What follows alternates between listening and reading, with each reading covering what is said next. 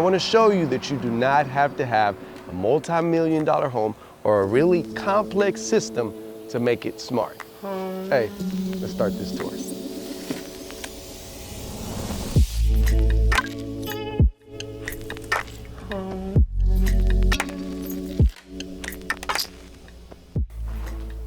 Well, hello.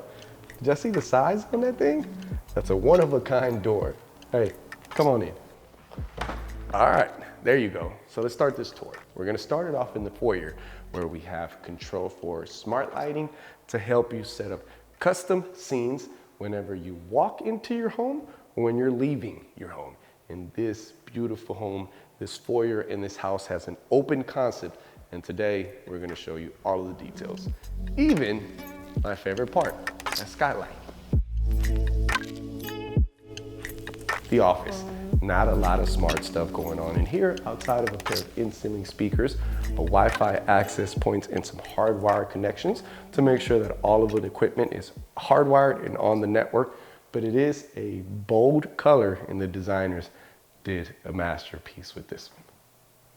All right, so 5 bedrooms in this house, and they turned one of them into a private gym. You have cardio equipment, weights, a sauna, a hip thrust machine, everything that you need for a good workout. And if you forgot your headphones, we got a pair of in-ceiling speakers in here to let you rock out while you work out.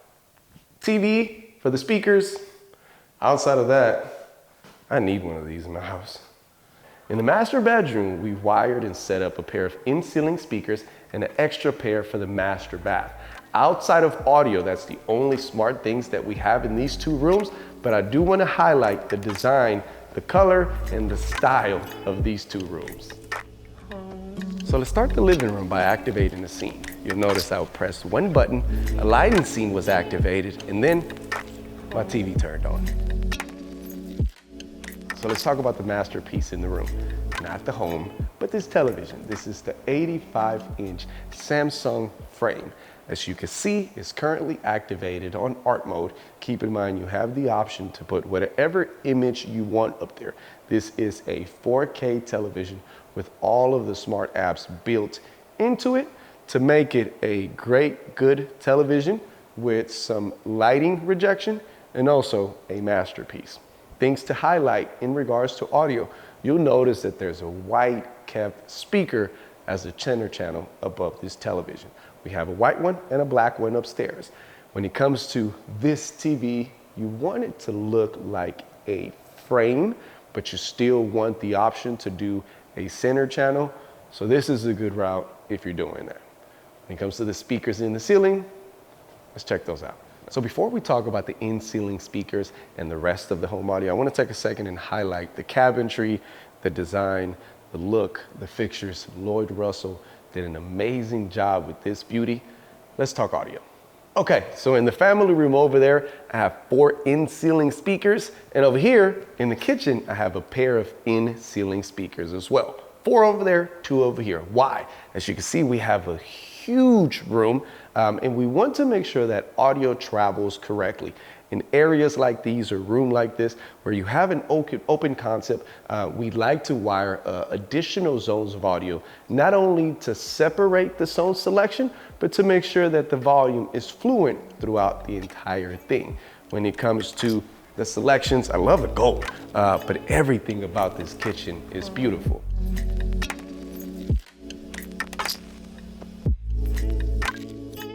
Another zone of audio, the dining room. This is one of those rooms where you're probably gonna do some entertaining. It's good to have a pair of in-ceiling speakers. Here we have some 6-inch in-ceiling speakers to give another zone of audio. I do have my iPad handy so I can show you how to activate some of these rooms. Simple, easy, check this out. Room selection is dining. From there, I have the option to see my lights and turn them off and on. I have an icon that says audio. If I click audio, now it gives me my music selection, Apple Music, playlist, bam. Just like that, music gets activated, and now you can share it throughout the whole house. All right, let's play some Taboo. You ready?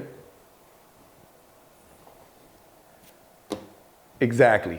there is a link in the description. Click it. We're here to help. All right, let's continue the tour. All right, I'm gonna put this down because we're gonna talk about the details of what's going on back here.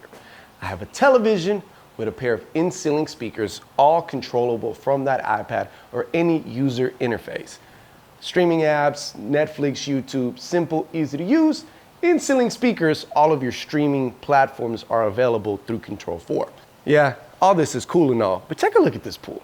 There is no audio right now. It is in the discussions, and I'm sure at some point we will add it.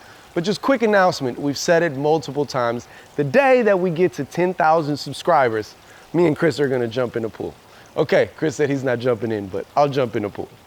All right, so we're outside. There's probably gonna be some pool parties, some jacuzzi, who knows what's going on back here. But you want to make sure that you have Wi-Fi. I do wanna highlight that we put an outdoor access point out here to make sure that we have Wi-Fi, not just for the home stuff, but scrolling, IG, whatever. YouTube. With that being said, subscribe to the channel. These projects and these videos take a lot of work. A subscribe will make us and the Empire team smile. Okay, back to this tour. Nothing fancy over here. No audio or video outside of this beautiful chandelier. But the most important thing about this landing is that access point right above you, making sure that you run Cat cabling so you can have hardwired access points will make it to where you always have a reliable Wi-Fi, which is the backbone of your smart home. Laundry room, guest room, and bathrooms never get a lot of attention, but today we're gonna highlight them. Check out this cool montage.